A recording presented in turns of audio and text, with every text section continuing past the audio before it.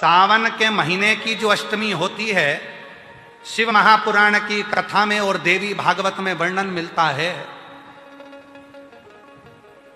देवी भागवत में और शिव पुराण में वर्णन मिलता है, अष्ट सिद्धि नवनिधि 64 योगिनी सारी विद्या नव देवी सब सावन के महीने की अष्टमी तिथि के दिन महादेव से मिलन करने आती हैं। भगवान देवाधिदेव महादेव 11 रुद्र के रूप में, 12 ज्योतिर्लिंग के रूप में, सहस्त्र नामावली के रूप में शिव उनसे मिलते हैं, उनसे मिलते हैं। वो समय होता है प्रदोष का समय, शाम का समय, जब सावन के महीने की अष्टमी तिथि पड़े, चाहे वो उजाले की पड़े चाहे अंधेरे की पड़े, अष्टमी तिथि पड़े, शाम के समय 2 दीपक, एक लंबी बत्ती का एक गोल बत्ती का, शिव के मंदिर में अपनी कामना कर कर, जो बच्चों को अच्छी नौकरी चाहिए या कोई बीमारी का हल चाहिए या धन की कमी है या कोई समस्या है, एक लंबी बत्ती, लंबी बत्ती किसके लिए है? जम के बोलो, देवी के लिए। गोल बत्ती किसके लिए है? देव के। 2 बत्ती घी की, गोल बत्ती को जलाओ पहले, फिर लंबी बत्ती का जो दिया हो उसकी बत्ती का मुख गोल बत्ती की ओर हो, वो बत्ती अपनी ओर नहीं हो। समझ में आ रहा है ना सबको? जो बत्ती होती है, जब भोलेनाथ जी को भी मालूम है आज ये वाली कथा बाचेगा जब ये दिया आ गया हो। ये जो बत्ती का मुख है, देखो ये दिया, ये लंबी बत्ती, ये गोल बत्ती, तो ये जो गोल बत्ती है आपने यहां जलाई और ये लंबी बत्ती जो है ना, इसका मुख गोल बत्ती की ओर हो। 64 योगिनियां, अष्ट सिद्धि, नवनिधि, नव देवियां, सारी विद्या। शिव जी की जो गोल बत्ती है, शंकर क्या है? ज्योतिर्लिंग, ज्योतिर्स्वरूप। मां दुर्गा क्या है? ज्योति स्वरूपा। क्या कहते हैं? ज्वाला महारानी की, ये ज्योति के रूप में। जब हम गोल बत्ती के सामने अष्टमी के दिन प्रदोष के समय पर लंबी बत्ती का दीपक, पहले गोल बत्ती का दिया जलाया, फिर ये लंबी बत्ती का मुख उधर की ओर कर कर दीपक को जब हम प्रज्वलित करते हैं और अपनी जो कामना दोनों दीपक के सम्मुख में करते हैं, वो कामना पूर्ण होकर ही रहती है। पर करना क्या है? दोनों अष्टमी पर, सावन के महीने में जो उजाले पक्ष की अष्टमी आएगी उस पर भी करना है, और जो अंधेरे पक्ष की आएगी उस पर भी करना है। बड़ी सुंदर दीप बनाया है, जोरदार ताली बजाओ जिसने बनाया।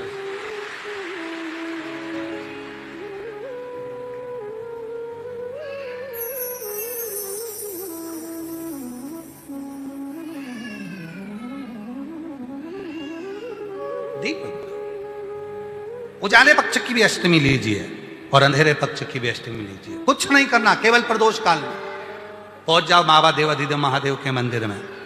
एक दीपक, दोनों दीपक साथ में रखो। एक दीपक गोल बत्ती का पहले जलाओ, लंबी बत्ती का दीपक का मुख गोल बत्ती की ओर करो, प्रज्वलित करो और बाबा को अपने मन का भाव कहो। बाबा को अपने शमी के 5 पत्ते, बेलपत्री के 5 पत्ते, बेर के 5 पत्ते। क्या क्या चीज है जरा जम के बोलो? शमी के 5 पत्ते, बेर के 5 पत्ते और बेलपत्री के 5 पत्ते। महाराज, श्रावण महीने की दोनों अष्टमियों में से कोई भी अष्टमी, यह भी जरूरी नहीं है कि सोमवार की ही अष्टमी चाहिए। श्रावण महीने की दोनों अष्टमियों में से कोई भी अष्टमी को बेर के पत्ते पर लाल चंदन, बेलपत्री के पत्ते पर पीला चंदन, शमी के पत्र पर केवल कोई चंदन लगाने की जरूरत नहीं, सादा केवल एकदम कुछ भी उसमें लगाकर नहीं, सिंपल। पहले लाल चंदन वाले पत्ते, फिर बेलपत्री के पत्ते, फिर शमी के पत्र शिवलिंग के ऊपर समर्पित कर कर उसको उठाकर वापस लाकर बेलपत्री के पेड़ के नीचे ही एक लोटा जल समर्पित कर कर पहले पत्ते चढ़ा देंगे, फिर लोटा भर जल समर्पित कर देंगे। उसी चढ़े हुए पत्तों में से 5 बेलपत्र को लेकर अपने घर आ जावे और अवधूतेश्वर महादेव, कौन से महादेव? अवधूतेश्वर महादेव। ये अवधूतेश्वर महादेव कौन से हैं? आपको कथा में कई बार वर्णन करा गया है। शंकर भगवान को क्रोध आया, ब्रह्मा जी ने क्रोध को लिया, समुद्र में डाला। उस रूप को क्रोध का एक रूप था, क्योंकि जो मदिरा पान करने वाले होते हैं, व्यसन करने वाले होते हैं, गलत काम करने वाले होते हैं, इनको सुधार करे जाओ। जितना तुम समझाओगे ये उतना कबूल होंगे। तुम बच्चों से कहोगे गलत लड़के के साथ रहना मत रहे, तो और ज्यादा क्रोध करेगा, और चिड़चिड़ करेगा, और अपशब्द कहेगा। तो ये क्रोध को संयमित कर देगा। अवधूतेश्वर महादेव, अवधूतेश्वर महादेव का स्मरण कर 5 पत्तों को लेकर आइए। कुछ समय बाद जैसा जैसा समय की अनुकूलता मिले, आप किसी मदिरा का पान करने वाले या किसी व्यक्ति को वो पत्ते दोगे या प्रसाद के रूप में दो तो अच्छी बात है, नहीं तो उस पत्ते का थोड़ा थोड़ा भाग भी प्रतिदिन मात्र 21 दिन तक अगर थोड़ा थोड़ा भाग भी दे दिया जाए तो धीरे धीरे धीरे धीरे मदिरा पान, व्यसन, गलत आदतें छूटना प्रारंभ हो जाती है और वो शंकर की शरणागति ग्रहण करते हैं। महाराज शिव अर्चना, ये तो अभी अभी लोगों की थोड़ी सी सोच गलत हो गई। ये दुनिया के लोगों को ये तो मालूम नहीं है भगवान शंकर के लिए, हाँ शंकर भगवान के पास में भांग रहती है, शंकर भगवान के पास में भांग रखी हुई होती है। शंकर भगवान का भांग का श्रृंगार होता है, क्योंकि उसको बूटी के रूप में, औषधि के रूप में लिया जाए। पर कोई कहे कि शंकर भगवान भांग का नशा करते हैं, तो ये संसार के लोगों को समझा देना कि शिव भांग का नशा, मेरा भोलेनाथ भांग का नशा नहीं है, शिव नशा। जब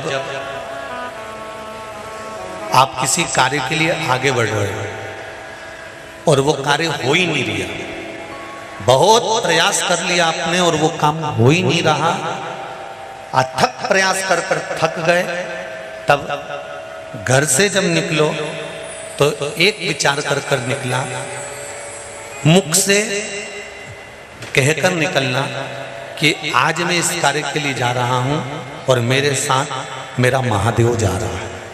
कौन जा रहा है? महादेव जा रहा है। वापिस आओगे, ज्यादा से ज्यादा ये होगा 15 दिन, 20 दिन, 25 दिन, 30 दिन लगेंगे। जो कार्य कर कर आए हो उसका रिजल्ट आपके पक्ष में जरूर आएगा, क्योंकि महादेव को आप साथ लेकर जाते हैं।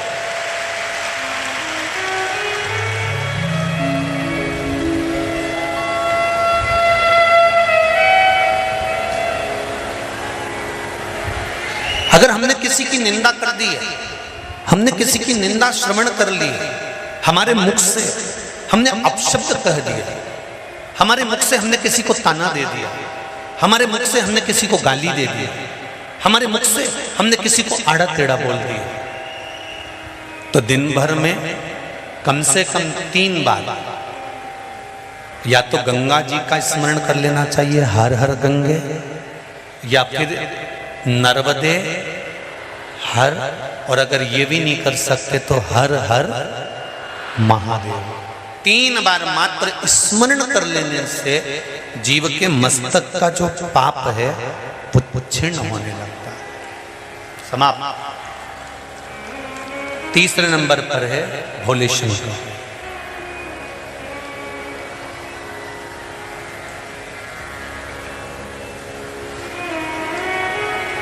बहुत तेज क्रोध आ रहा,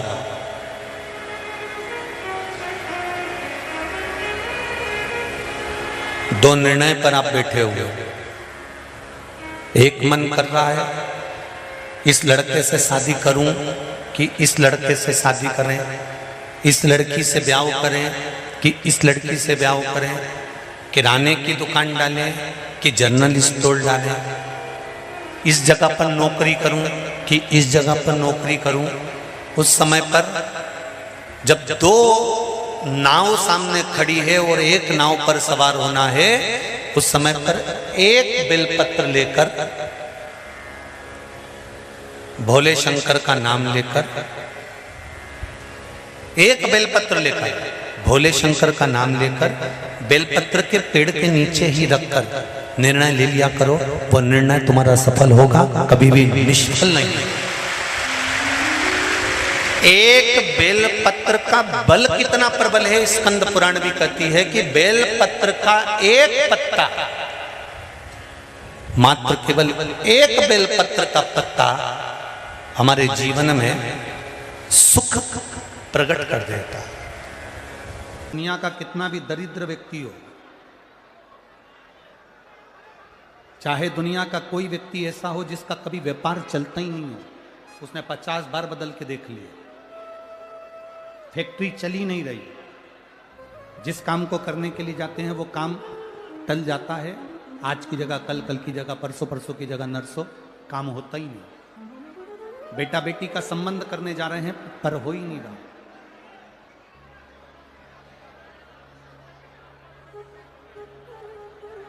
कितना भी दरिद्र से दरिद्र व्यक्ति, कितना भी दीन से दीन व्यक्ति, एक नियम वो अगर अपनी जिंदगी में बना ले, प्रदोष काल में, प्रदोष के समय पर बेलपत्री के वृक्ष के नीचे एक बार जाकर नमन करना, और प्रदोष काल में शंकर भगवान के मंदिर में दिया लगाना, ये 2 चीजें अगर वो 3 महीना भी लगातार कर ले तो उसके जीवन में कभी कोई समस्या आ ही नहीं सकती, कोई दुख आ ही नहीं सकता। एक नियम बना, जैसे जिस नारी को, जिस पुरुष को, जिस बच्चे को, जिस बड़े को चर्म रोग हो जाता है, चमड़ी सफेद पड़ने लगती है, जब चमड़ी सफेद पड़ने लगती है, चर्म रोग जैसा जब हो जाता है या चर्म रोग उसको घेरने लगता है, चमड़ी जब सफेद पड़ने लगे या चमड़ी काली पड़ने लगे, या चर्म रोग सोराइसिस जैसी बीमारी तक के लिए है हमारे।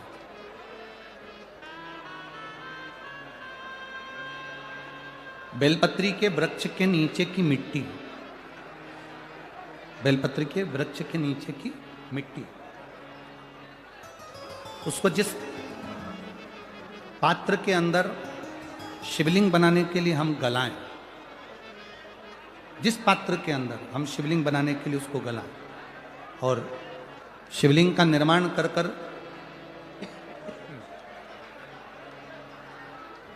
हम बेलपत्री के वृक्ष के नीचे उसका पूजन करें, उसका विसर्जन करें। और बेलपत्री के नीचे की जो मिट्टी है, जिस पात्र में गलाई जाती है, उस पात्र के पानी का स्नान, उस मिट्टी का थोड़ा सा भाग अपने शरीर पर लगाकर, जहाँ सफ़ेद चमड़ी हो रही हो या श्वेत चमड़ी हो रही हो वहाँ लगाकर, और उसका स्नान करना यदि हम प्रारंभ करें। परंतु प्रदोष जैसे अपन शंकर भगवान के मंदिर जाते हैं, दर्शन करते हैं, पूजन करते हैं, उसी तरह बेलपत्री के वृक्ष के नीचे की मिट्टी को गलाकर हम शिवलिंग का निर्माण करते हैं। स्नान करना या शरीर पे लगाने के साथ में सबसे ज्यादा जरूरी है शंकर भगवान के उस शिवलिंग की पूजन करना, पार्थिव लिंग की पूजन करना। लगभग 2 शिवरात्रि निकलेगी महीने की, और बाबा जहां जहां से चमड़ी सफेद हो रही होगी वहां वहां से धीरे धीरे बाबा अपने असली रंग को देना प्रारंभ कर देता है। इतना बेलपत्री के वृक्ष की पार्थिव लिंग निर्माण और पूजन की उस मिट्टी का इतना वर्णन हमारे शास्त्र करते हैं, इतना वर्णन। कैसा नीला कलर का पुष्प होता है, देखो छोटा है थोड़ा हमारे हाथ में, ये फूल का बेटा है, ठीक है, पूरा फूल नहीं है, ठीक है, फूल का बेटा है ये छोटा सा। अच्छा दिख रहा है? काय आस्था वालों दिखाओ तो सही, दिखाओ जरा बाजू में, और थोड़ा सा पास कर दो तो सबको नजर आ जाएगा। ठीक गया? शंख पुष्पी, अपारिजात भी बोला जाता है इसको। ठीक है। हर हर विराजो विराजो। तो एक पुष्प अपन कहते हैं, हमारे भगवान देवादिदेव महादेव को, भगवान शंकर को बड़ा प्रिय है ये पुष्प। अब किसी से पूछा जाए, आप कह रहे हो कि शंकर भगवान को ये नीला फूल, ये शंख पुष्पी भगवान शिव को इतनी प्रिय क्यों है, भगवान शंकर को इतनी प्रियता क्यों है, कोई से पूछे तो वो बताए चाहे ना बताए, पर शिव महापुराण का संवाद कर, कंठ में स्वयं मां जगत जननी ने 10 विद्या में से एक मां को याद किया, और मां तारा का एक स्वरूप मां सरस्वती के रूप में विराजमान हो गया।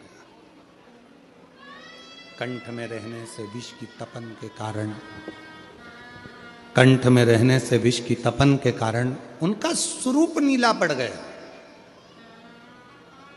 और जब उनका स्वरूप नीला पड़ गया तो भगवान देवादिदेव महादेव ने कहा, सुनो पार्वती, संसार के लोग, भूमंडल में रहने वाला यदि कोई भी मानव जिसकी विवेकता, बुद्धि, विचार, सोच, ज्ञान थोड़ा सा भी अगर उसमें कम है, तो वो नील सरस्वती का यदि आवाहन करे, मां नील सरस्वती स्तोत्र का पाठ करे, मां नील सरस्वती की स्मरण करे, तो उसकी विवेक, उसकी बुद्धि तीव्र होती है, श्रेष्ठ होती है। और सुनो पार्वती, यदि मान लो कोई नील सरस्वती का स्तोत्र का पाठ नहीं कर पाए, आराधना नहीं कर पाए, साधना नहीं कर पाए, स्मरण ना कर पाए, अगर कोई बच्चा एक शंख पुष्पी पुष्प को समर्पित कर कर जलाधारी पर, और एक लोटा जल यदि वो समर्पित करता है, और उस जल का आचमन कोई बच्चा नित्य प्रति करता है, तो वो बच्चा धीरे धीरे विद्वत्ता धारण करता ही जाता है। जो याद करता है वो भूलता नहीं। ये मां नील सरस्वती की कथा है। 2 सरस्वती का दर्शन आपको और हमको होता है, 2 सरस्वती का स्मरण आप और हम करते हैं। एक सरस्वती जो स्वयं श्वेत वस्त्र धारण करी है, हंस पर बैठी हैं और बड़े आनंद के साथ में मां सरस्वती का सुंदर स्वरूप है। पर एक सरस्वती ऐसी हैं जो नीला उनका स्वरूप है, और नील सरस्वती के रूप में उनकी पूजन होती है, मां नील सरस्वती। महाराज,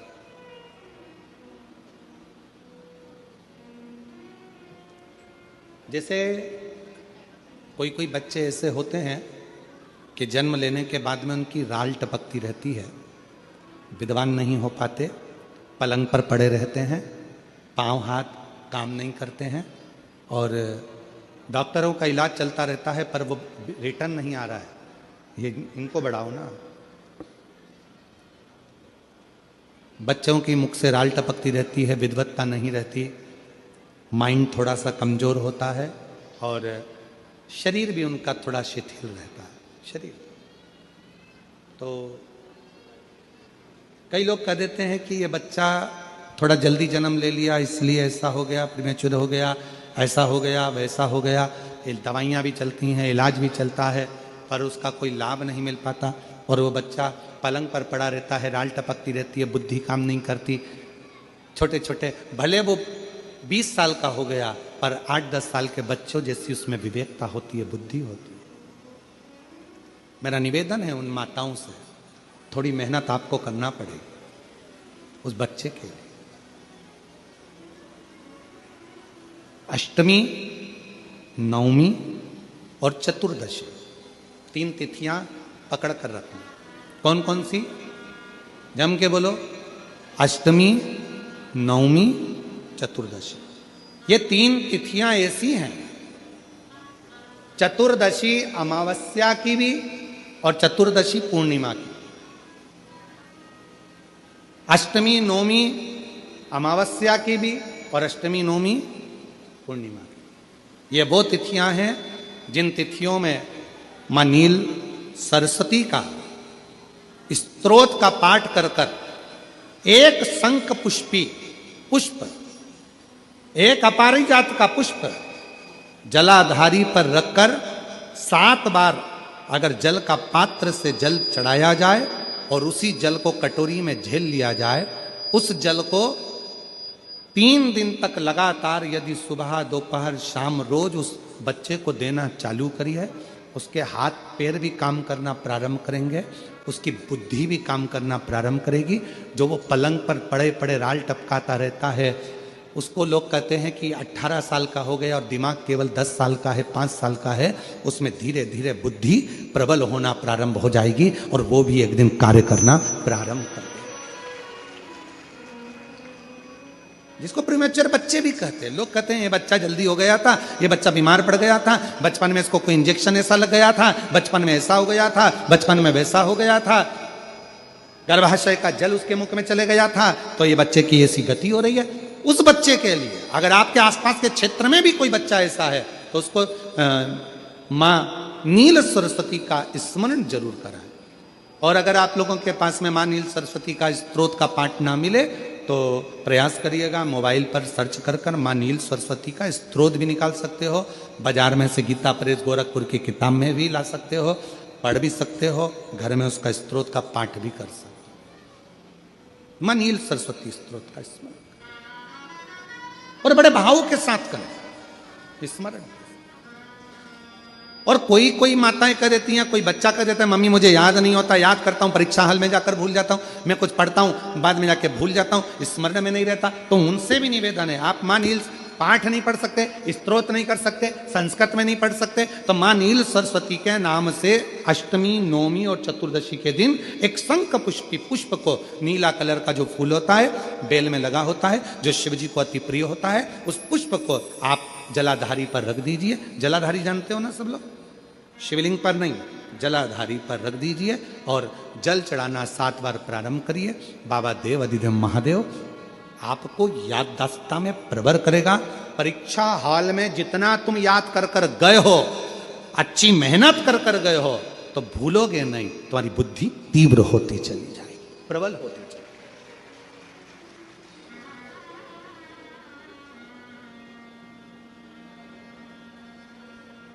आजकल आयुर्वेद में आप लोग अगर आयुर्वेदिक दवाइयाँ लेते होंगे, आयुर्वेद वालों के पास यदि जाते होंगे, तो वो भी अगर बच्चा पढ़ने में कमजोर है, बुद्धि से कमजोर है, तो उसको शंख पुष्पी की चाय पीने का भी कहते हैं। बाजार में आती होगी शायद, भैया कह रहे हैं कि बाजार में वो चाय भी मिलती है, नीली चाय। महाराज याददाश्त के लिए, उसको प्रबल करने के लिए लोग शिव कथा कर रहे हैं। कौन सी सरस्वती? जम के बोलो, जम के जरा, पूरा तो नाम बोलो, मां नील सरस्वती। तुमने डायरेक्ट कह दिया नील सरस्वती। मां कौन लगाएगा? मां है ना अपनी, तो उसका संबोधन पूरा होना चाहिए। कौन सी सरस्वती? मां नील सरस्वती का स्मरण सुख देता, आनंद।